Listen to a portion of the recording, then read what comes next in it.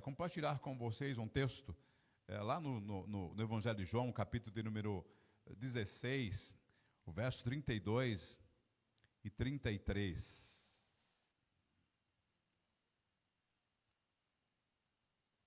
Obrigado aos irmãos aí que têm nos ajudado aí no ministério.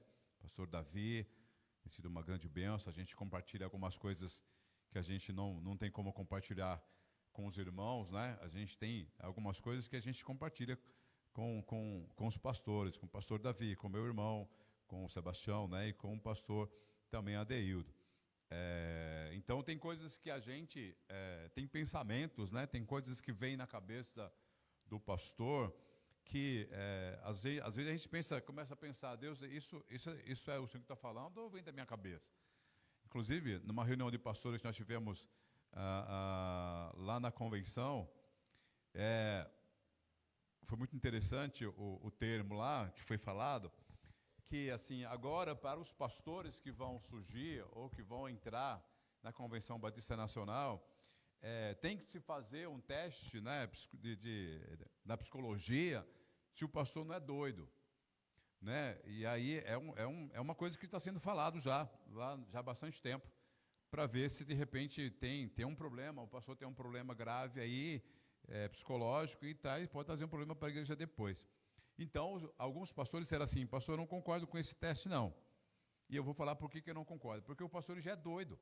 Então, se for fazer um teste de loucura, vai ser pior. Porque o pastor já é doido. Tem umas palavras, tem algumas coisas que os pastores falam, algumas coisas que o pastor querem fazer na igreja, querem fazer na obra de Deus, que se você começa a olhar e fala assim, eu acho que o pastor endoidou, ficou louco. É um negócio de louco esse negócio. Mas, na verdade, o pastor é louco, meu irmão.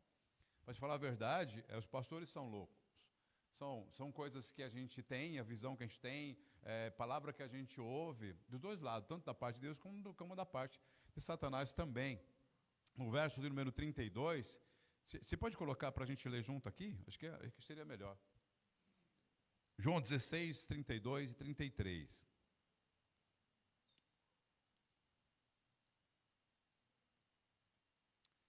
Diz assim, eis que vem a hora, e já é chegado, em que sereis dispersos, para cada um para a sua casa, e me deixarei só. Contudo, não estou só, porque o Pai está comigo. 33. E essas coisas vos tenho dito, para que tenhais paz em mim. No mundo passais por aflições, mas tende bom ânimo, eu venci o mundo. A figura do pastor, ela no mínimo tem que trazer paz às pessoas.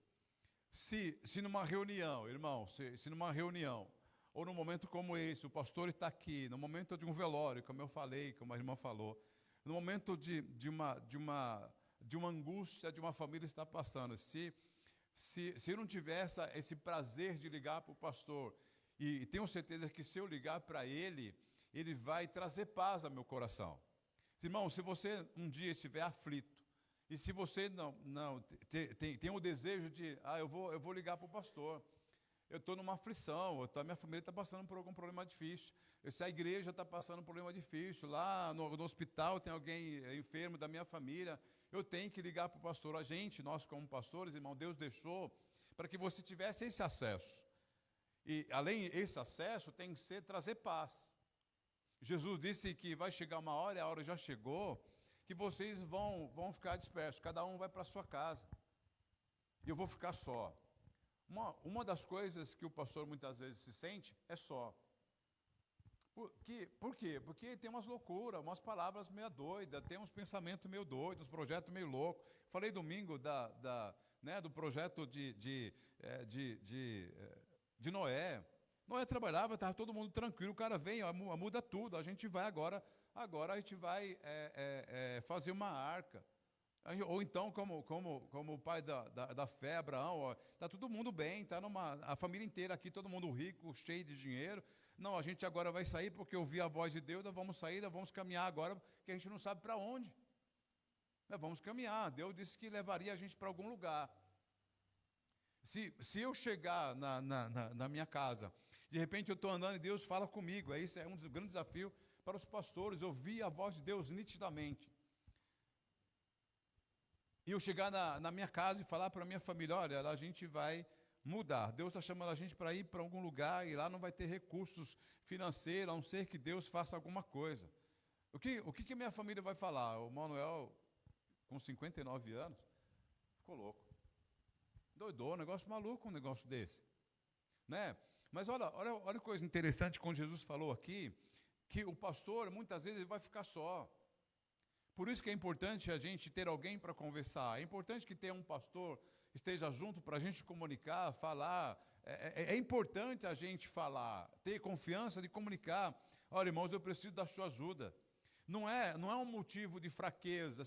Eu já procurei o pastor Davi é testemunha, o pastor Sebastião é testemunha, o pastor Adeil também é testemunha. Tem vezes que na minha casa tem coisas, irmãos, que o pastor não consegue compartilhar com a esposa porque é muito pesado.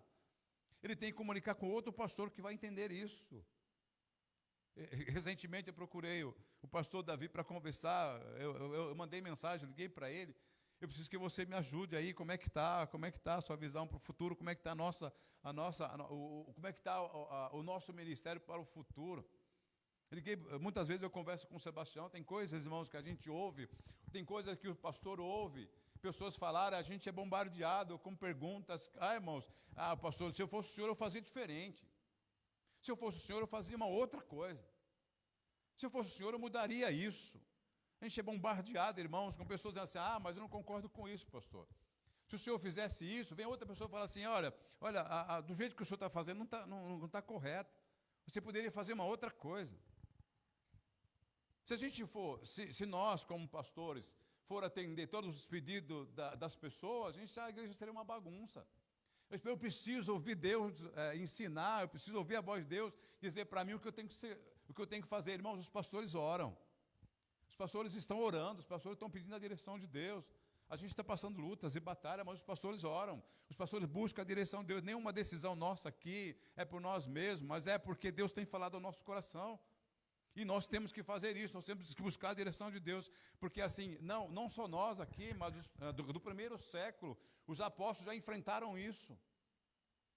Logo no primeiro século, logo no início da igreja, teve lá no concílio de Jerusalém, lá no capítulo 15 de Atos dos Apóstolos, teve um conflito gigantesco entre Pedro, Paulo e Tiago, entre os líderes, porque os judeus queriam ainda se manterem a tradição judaica, mesmo convertido, nós temos que fazer com que as pessoas façam como nós temos um costume, eles têm que tem que estar dentro desses costumes. Houve uma confusão, a igreja foi bombardeada o tempo todo para colocar outras coisas além daquilo que Jesus ensinou.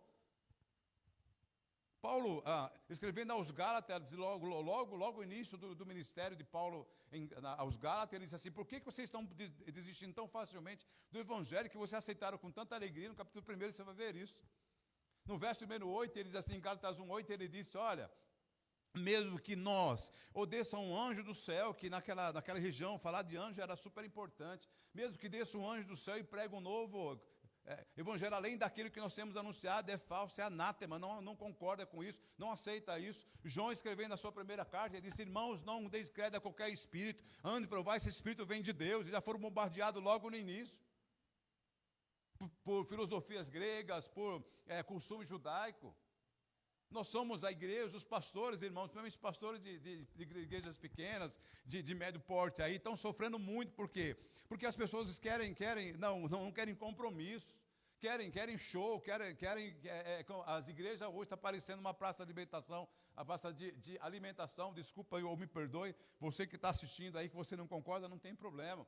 Mas os pastores têm sofrido com tantas coisas, mas irmãos, se a gente fizer isso, e se a igreja mudar a maneira, porque vocês batistas têm uma maneira de trabalhar, tem uma maneira de fazer as coisas, que tal fazer diferente? Nós somos batistas, nós vamos negociar isso. Inclusive na oração no que foi falado aqui, os pastores não negociam, irmãos, os princípios bíblicos.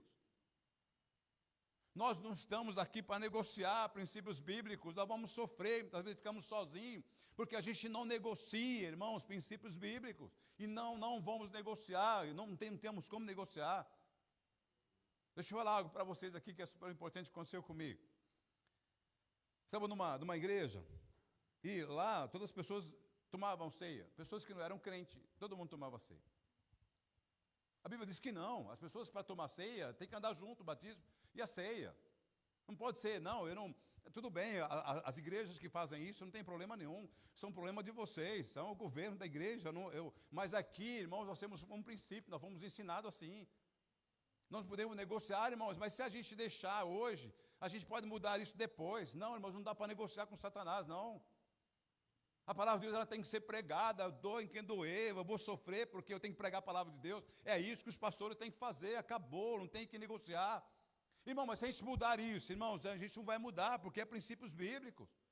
Eu não vou mudar porque eu quero agradar a isso, quero agradar a fulano de tal, não. Estamos aqui para agradar a Deus, estamos aqui para honrar o nome do Senhor. Esse lugar, como o Sebastião falou, é um lugar terrível, onde nós sofremos todas as vezes que subimos aqui. Nós temos uma responsabilidade entre vocês e Deus. Eu não posso pregar qualquer coisa, eu não posso estar aqui falando de mim mesmo. Eu tenho que ler, eu tenho que estudar, tenho que orar, tenho que buscar a direção de Deus. Eu vivo a vida inteira lendo, o tempo inteiro lendo, buscando a direção de Deus. Estamos aqui ministrando nas terças-feiras teologia. Eu tenho que ler, eu tenho que estudar, eu tenho que ler, tenho que buscar, tenho que orar, porque eu não posso falar de mim mesmo. Nós estamos caminhando, irmãos, para o fim. Nós estamos caminhando para o fim. Paulo chega a dizer, com essas palavras, dizendo assim, só os que vão subir, só aqueles que são irrepreensíveis. Não dá para subir qualquer um. Os que vão subir são os irrepreensíveis.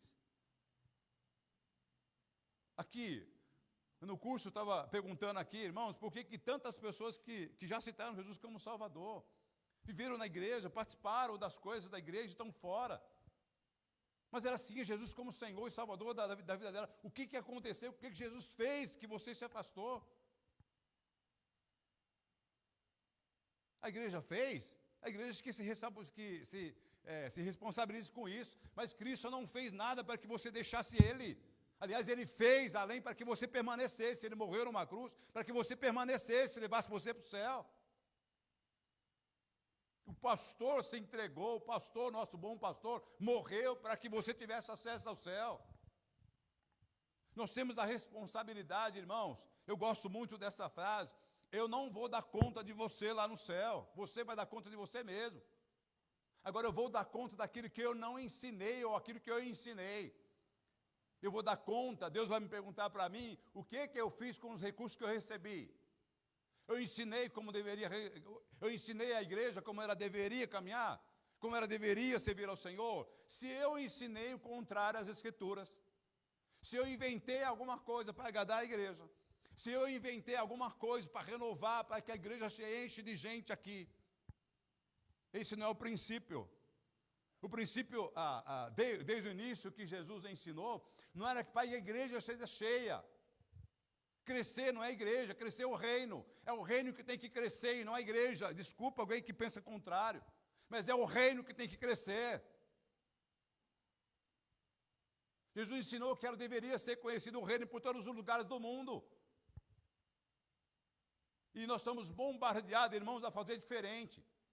Porque a igreja está crescendo, tem um monte de gente lá. Sabe por que as igrejas cresceram? Porque migraram de outras igrejas para lá, não batizaram ninguém, infelizmente. A igreja cresce quando pessoas é batizada. A igreja só cresce quando pessoas é arrancada do inferno e colocada na presença de Deus. Assim que a igreja cresce. A igreja não cresce com pessoas aqui vão fazer algo tremendo aqui, que vai esvaziar a igreja aqui do lado. Vamos fazer algo tremendo aqui, porque aquela igreja falando de tal vai esvaziar, vai vir para cá. Isso não é crescimento da igreja. Crescimento da igreja é anunciar a palavra em todos os lugares, pessoas sendo resgatadas do inferno, trazendo para a presença de Deus. Aí a igreja cresce, o reino cresce. Nós somos bombardeados, irmãos, todos os dias a fazer diferente. E a palavra de Deus nos ensina que eu não devo negociar com nada. Eu não vou negociar. Não pense, irmão, você aqui, você que está em casa, eu vou negociar para que a igreja venha se encher de gente. Eu não vou, nós não vamos negociar isso. Nós vamos obedecer à voz de Deus, é isso que nós temos que fazer. Lá no livro de Apocalipse diz, ai daquele que tirar e ai daquele que acrescentar, porque virá todas as maldições, está escrito no livro dessa profecia. Nós estamos ensinando aqui, irmão, nós temos escola bíblica dominical maravilhosa, tema maravilhoso, professores treinados, pessoas que têm conhecimento. Temos aqui, nas sextas-feiras aqui, culto de teologia, muito bom, vem aqui, você vai ver que é bom.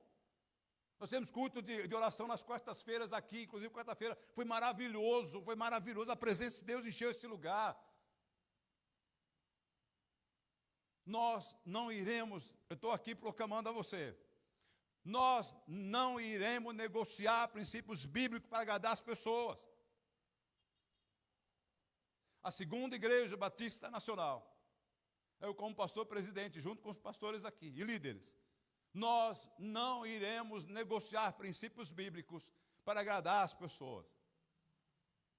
Nós queremos agradar ao Senhor, é o Senhor que deve ser adorado, é o Senhor que deve ser glorificado aqui.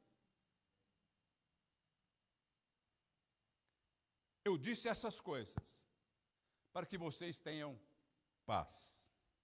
Porque no mundo tereis aflições, mas tende bom ânimo, porque eu venci o mundo, diz o Senhor Jesus. Eu estou dizendo isso para vocês, para que vocês tenham paz. Vai vir aflição, vai vir perseguição, vai vir lutas tremendas. Mas ouça, lembra do que Jesus disse, eu vim e eu usei essas palavras para que você tenha paz.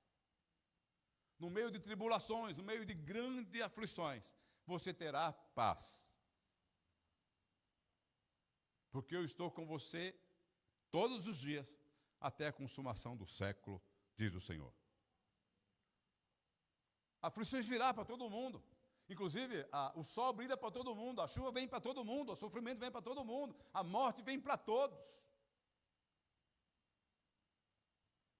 Eu vi uma frase, eu vou terminar nessa frase. Ontem eu fui assistir, estava assistindo, não gosto de assistir televisão, programa de televisão, mas ontem eu tenho alguns programas que eu gosto, mas não gosto muito como antigamente. E eu vi ontem, estava passando na Globo, vou fazer um merchan aqui dela. E está passando um programa falando é como se fosse eu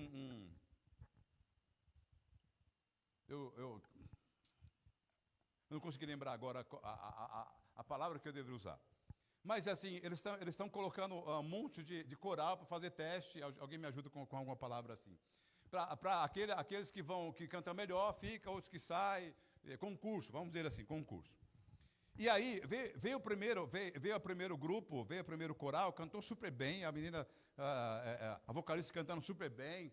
Veio o segundo, as pessoas gostaram, aplaudiram, pessoas choraram. Veio o terceiro. E o terceiro é um terceiro grupo de gospel. E eles cantaram numa beleza, de uma grandiosidade que é algo fora do comum. E é. E o maestro, que com as críticas técnicas e tudo mais, a primeira fala que ele disse para o terceiro grupo, que era evangélico, ele disse assim, vocês têm algo extra.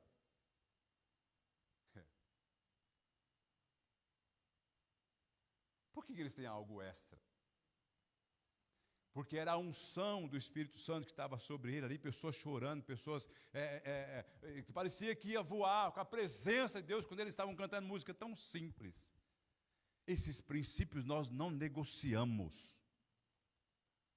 A oração não negocio por nada. O jejum, a consagração, a leitura da palavra de Deus não dá para negociar com nada desse mundo.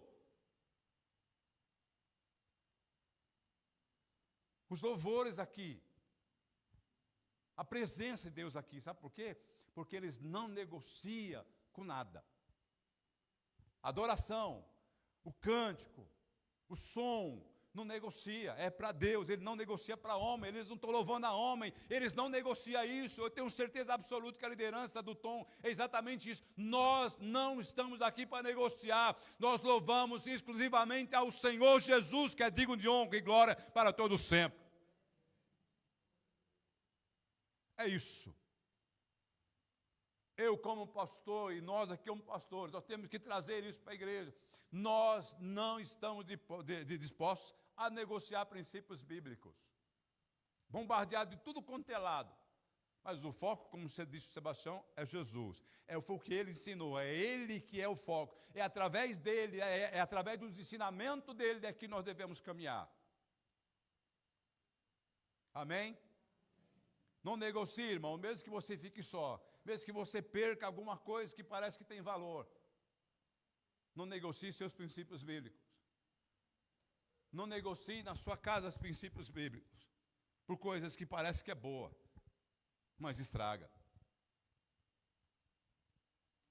No livro de Provérbios, não lembro agora o capítulo nem o versículo, mas eu lembro que eu sei que está em Provérbios. Salomão diz: há caminho que ao homem parece direitos, mas o fim deles são caminho de morte. Há caminho que ao homem parece direito, mas o fim deles são caminhos de morte.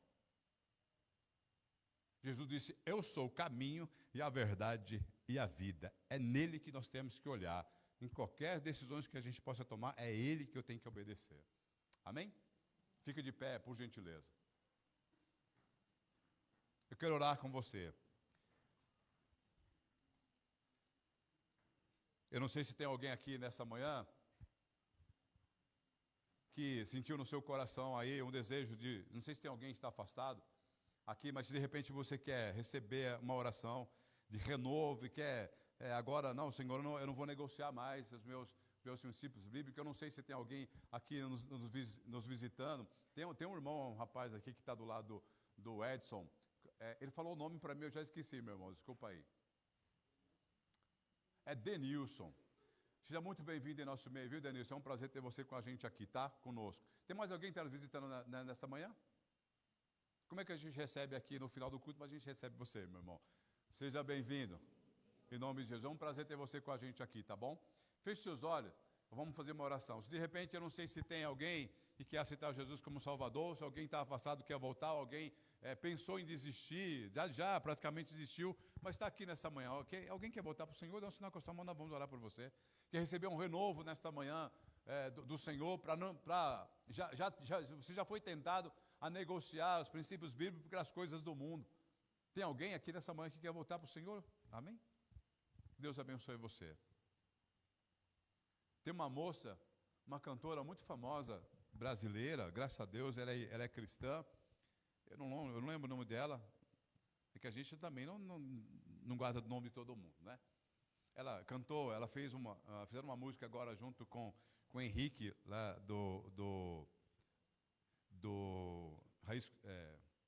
Oficina G3, e mais aquele outro rapaz que eu esqueci, a Giovana Sapim. Eli Soares. Como que é o nome dela? Sara Beatriz. Ela recebeu uma proposta e eu vi isso, achei maravilhoso. Ela foi num programa de televisão famoso e o rapaz que estava apresentando disse assim: olha, a sua voz já estourou bolhas por vários lugares, principalmente no Brasil, para cantar outras coisas, para cantar outros ritmos, outras melodias, além daquilo que você já canta, que é evangelho. Você não gostaria, porque, puxa vida, você vai ser famosa. E ela, chorando com choro, ela fala assim: não negocio aquilo que eu recebi do Senhor. Eu não negocio aquilo que eu ouvi em cima da laje da minha casa. Quando eu orava o Senhor e o Senhor chamou para esse ministério. Isso eu negocio com nada dessa terra. Isso é bonito demais. Você vai ser famoso, né? Puxa, as pessoas do mundo inteiro vão falar: puxa vida, olha quem é essa menina. Não, eu não negocio, eu não estou aqui para ser famoso, estou aqui para ser adorador. Jesus também foi tentado a isso. Olha, se você me adorar, se você me curvar diante de mim, você vai ser famoso, cara, você vai ser conhecido com o mundo inteiro. Jesus passou por isso também. Mas Jesus não negociou os princípios bíblicos. E nós também não vamos negociar. Amém?